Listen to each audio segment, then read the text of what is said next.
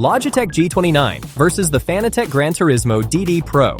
Choosing here isn't just about which wheel has stronger force feedback, it's whether the jump to direct drive and everything the pricier Fanatec bundle unlocks later actually pays off for how you race. Spending more isn't always smart, and going cheap can leave you stuck on a dead-end setup. By the end, you'll know which one's right for you. Let's make it clear. Let's start with what actually separates these two, because it's the whole reason you'd spend more. Force feedback and driving feel. The G29 runs gear-driven feedback, and you can feel it.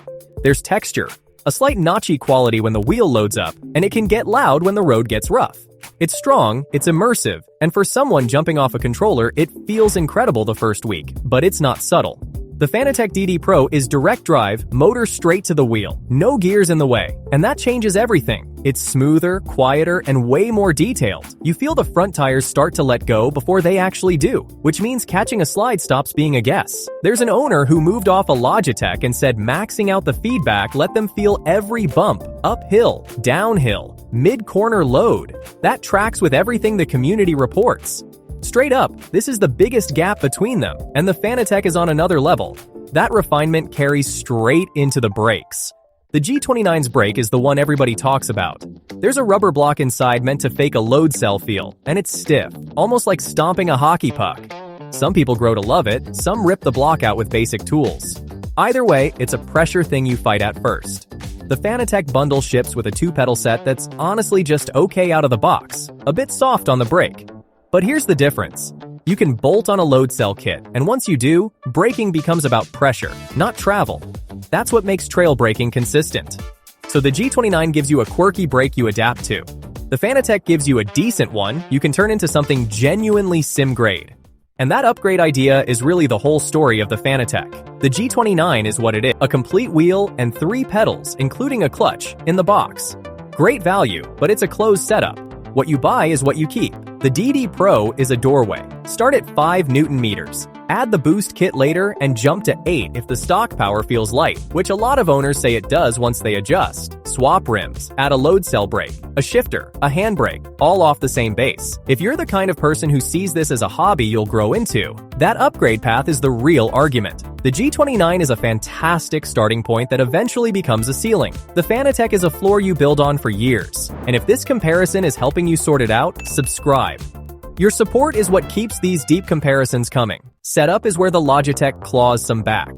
The G29 is close to plug and play. Install the software, connect it, race. The Fanatec asks more of you. A lot of owners note you really should plug it into a PC first, update firmware, and set the center point, or the car can pull to one side on straights. It's not hard, but it's not instant either. One owner said the instructions felt like assembling flat-pack furniture, then the actual hookup was simple.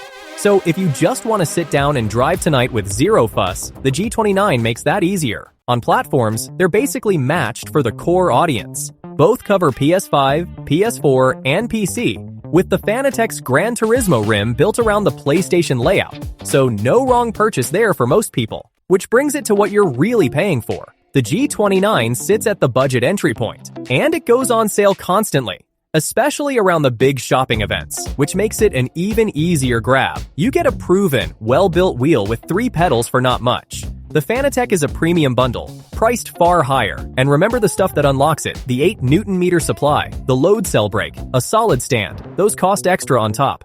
That's the honest math. One is a lot of wheel for a little money. The other is direct drive done right, with a ceiling most people never hit if your budget and your ambitions stretch that far. Here's the call. Neither wins at everything, and I won't pretend one does. This comes down to how deep you're going. If you're jumping off a controller and want a proven wheel that just works tonight without draining your wallet, buy the G29. It's a lot of wheel for the money, and it goes on sale constantly, especially around the big shopping events. If you see sim racing as a hobby you'll grow into, and direct drive feel plus a real upgrade path matter to you, the Fanatec DD PRO is worth the jump. Just budget for the extras. And you, which one would you pick? Let me know in the comments. Both linked below with the current price.